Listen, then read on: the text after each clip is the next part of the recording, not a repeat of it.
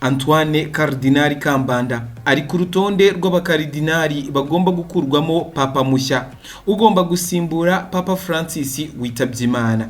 Ibi biraza kuza gukorwa gute? Biraza kuza kugenda bite?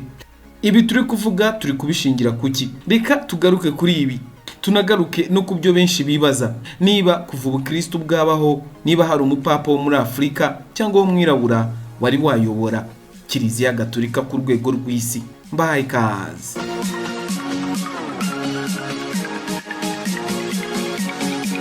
Nkuko nabigarutseho, umunyarwanda azagaragara mu batora papa bwa mbere mu mateka. Antoine Karidinali Kambanda ari mu bazitabira amatora ya papa mushya uzasimbura Papa Francis witabye Imana kuri 21 Mata 2025 ku myaka 88 y'amavuko, nyuma y'igihe yari amaze arwaye indwara z'ubuhumekero. Papa Francis yari amaze imyaka 12 ayobora Kiliziya Gatolika ku isi kuko yatorewe uyu mwanya 2013. N'ubwa mbere mu mateka umunyarwanda azagaragara mu batora papa ndetse nawe afite amahirwe yo kuba mu batorwa. Ku wa 28 Ugushyingo 2020 nibwo yagize Antoine Kambanda Karidinali. Yahise aba Karidinali wa mbere ubayeho mu Rwanda. Nyuma y'urupfu rwa Papa Francis hazabaho inama y'abepiskopi batoranyijwe kugira ngo hatorwe papa mushya. Iyi nama bivuze ko izaba hagati ya 6 n'iya 11 Gicurasi 2025, ikazabera muri Chapelle 16 i Roma nkuko amategeko ya Kiliziya abiteganya. Mu bakaridinali barenga 120 bemerewe gutora harimo na Karidinali Antoine Kambanda. By'umwihariko Karidinali Antoine Kambanda azatora papa mushya kuko abakaridinali babyemerewe ari abari munsi y'imyaka 80, mu gihe Antoine Karidinali Kambanda afite imyaka 67 y'amavuko. Nubwo bidakunze kubaho akenshi, nta tegeko ribuza karidinali uwo ari we wese gutorerwa kuba papa. Bivuze ko Antoine Karidinali Kambanda yujuje ibisabwa kugira ngo abe nawe yatorerwa kuba papa. Uwatowe iyo amaze kwemera ko yiteguye inshingano zo kuba papa, ahatwikirwa impapuro z'itora bakora ku buryo bongeramo ibintu bituma hazamuka umwotsi w'umweru. Umukaridinali uyoboye abandi asohoka hanze agatangaza agira ati habemus papamu, bivuze ngo dufite papa. Hari ibibazo abantu benshi bibaza, niba Afrika yaba yarigeze ivamo umupapa cyangwa nibizigera ivamo papa. Reka mbamara amatsiko, niba haba harigeze habaho umupapa w'umunyafrika cyangwa niba atarigeze anabaho. Ubwo mu mwaka wa 2013 Papa Benedicto wa XVI yeguraga ku mirimo ye y'ubushumba bwa Kiliziya Gatolika. Mu mitwe y'abantu batandukanye ndetse no mu bitangazamakuru byinshi hatekerejwe ko icyo gihe cyari igihe cyiza cy'uko umunyafrika agiye kuyobora Kiliziya. Kuva mu myaka y'1800 yarishize, amaso bayerekeje ku banyafrika y'uburengerazuba barimo Karidinali Peter Turikosoni wo muri Ghana na Karidinali Francis Alinze ukomoka muri Nigeria, nk'abirabura ba mbere bari bagiye kuyobora Vatican. Icyo gihe Karidinali Turikosoni wari ufite imyaka 64 yari musenyeri wa Cape Coast, igice kiri hagati muri Ghana. Yabaga i Vatican aho yari perezida w'inama ishinzwe amahoro n'ubutabera muri Kiliziya. Karidinali Alinze w'icyo gihe yari afite imyaka 80, yari musenyeri wa Onechi, umujyi uherereye muri leta ya Anambra ho muri Nigeria.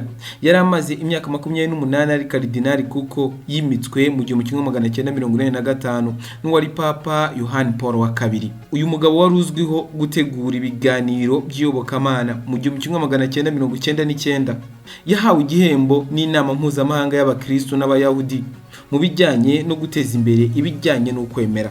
Byagaragariraga buri wese ibijyanye n'ibigwi byabo ko bazavamo umwe akayobora Kiliziya Gatolika ku isi.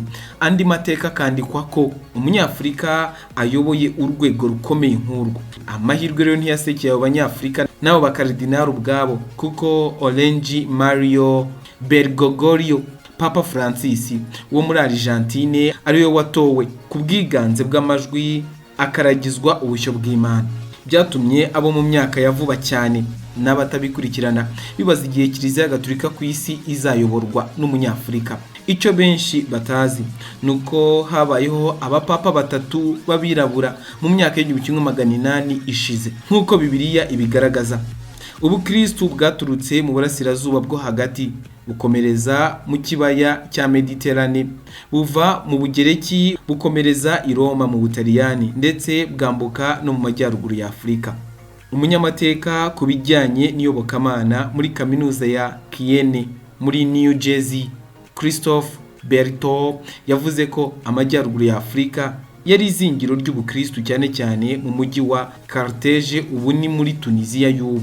Icyo gice ni nacyo giturukamo mu buryo buziguye cyangwa butaziguye abapapa batatu bayoboye Kiliziya Gatolika, ndetse bakagira ibikorwa by'indashyikirwa bageraho na bugingo n'ubu bakaba bakibyibukirwaho.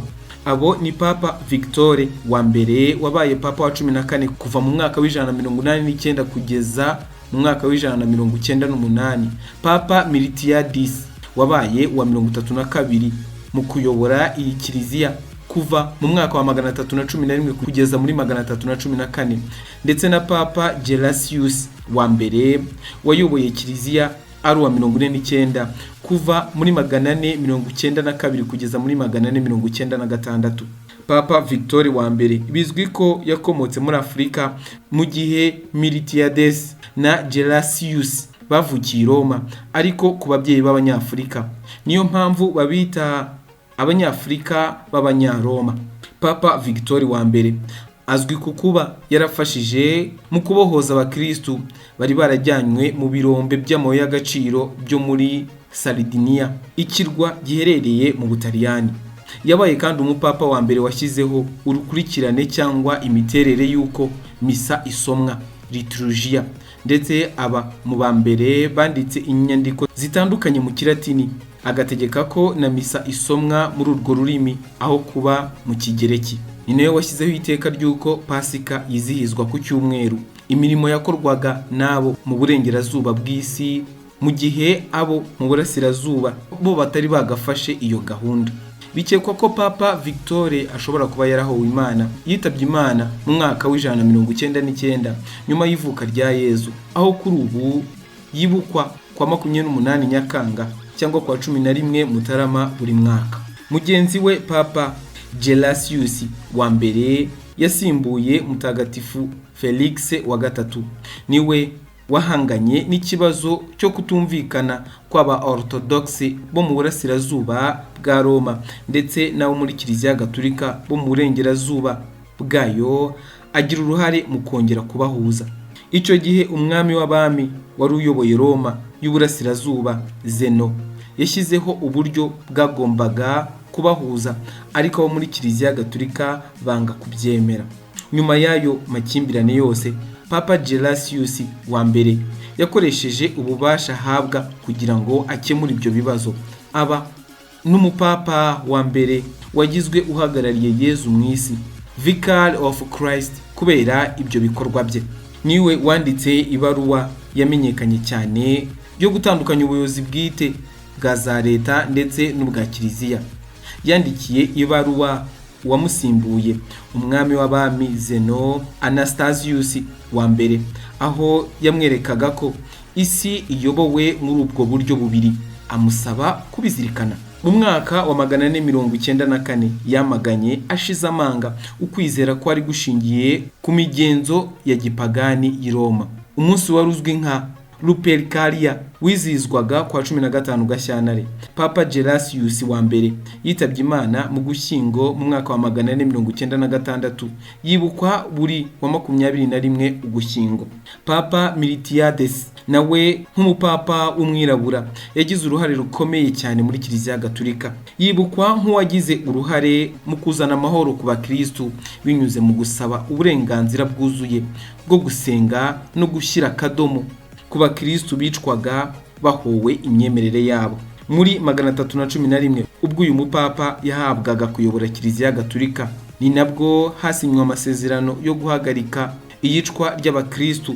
Amasezerano asinyirwa muri Serdica, ubu ni muri Bulgaria, bikozwe n'umwami w'abami Gelasius Mu mwaka wa 312 Constantine wari watsinze Maxentius ku bijyanye no kuyobora ubwami bwa Roma nibwo yahaye Papa Miltiades ingoro y'umwamikazi Fausta igirwa inzu abapapa babagamo uko imyaka yasimburanye. Muri 313 nyuma y'ivuka rya Yezu, Papa Miltiades yasabye umwami w'abami wari uyoboye ubwami bwa Roma y'uburengerazuba Constantine n'ubwami bw'uburasirazuba Licinius kwemerera abakristo gusenga byeruye bigera no mu bindi bice bya Roma. Uyu mupapa w'umwirabura yitabye Imana kuwa 10 mu 314 ndetse ni nayo tariki yibukirwaho muri Kiliziya Gatolika. Kubona undi mupapa w'umunyafrika biracyari inzozi rero. Buri munyafrika ategereje ko hazongeraho kubaho nk'ibyabaye mu myaka irenga 1800 Afrika ikongera kuyobora Vatikani. Impamvu n'uburyo papa atorwamo, ababigiramo uruhare n'umubare w'ababa bemerewe gutorwa. Ibyo byose bikaba bidahengamira kuri Afrika na busa. Ubusanzwe abakaridinari nibo batora papa nubwo atari bose. Mu mwaka w'1970 Papa Paul wa gatandatu yashyizeho ko abarengeje imyaka 80 batagomba kugira uruhare mu gutora papa. Ashyiraho ko abagomba gutora batagomba kurenga 120 uko byagenda kose.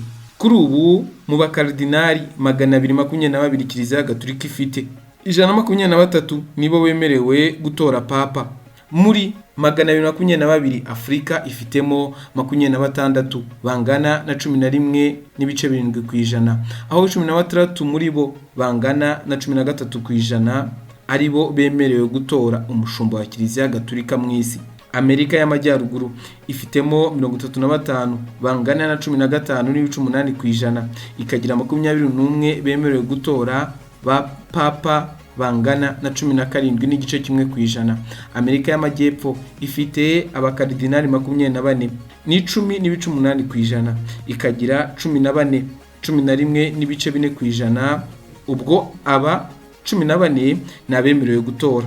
Aziya ifite 31 ubwo ni 14%, muri bo 21 ubwo ni 17.1% nibo bemerewe gutora papa. Uburayi nibwo bwihariye umubare munini mu kugira umubare w'abakaridinari benshi kuko bafite 102 ubwo ni 45.9%. Muri abo 48 ubwo ni 39% nibo bafite ububasha bwo gutora papa, mu gihe Oceania ifitemo 4 ubwo ni 1.8%, barimo batatu ubwo ni 2.4% bemerewe gutora.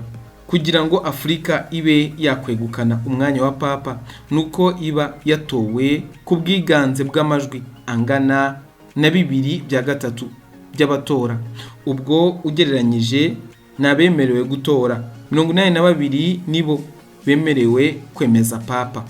Wareba umubare Afrika ifite ugasanga biragoranye, ariko ahangaha ndakeka iyo bari gutora batagendera kuri ibi by'umubare. Ntekereza yuko bagendera kushoboye. Igihe babona yuko umunyafrika ashoboye bagenzi be bamutora, cyane ko hari uwavuye muri Argentine, cyane ko hari n'abavuye muri biriya bihugu bindi bifite imibare yo hasi ntibava i Burayi, kandi Burayi aribo bafite umubare munini. Nta gitangaza kirimo kuba twabona Antoine Cardinal Kambanda abaye papa akajya kuri uyu mwanya ukomeye ku isi ya rurema nzima.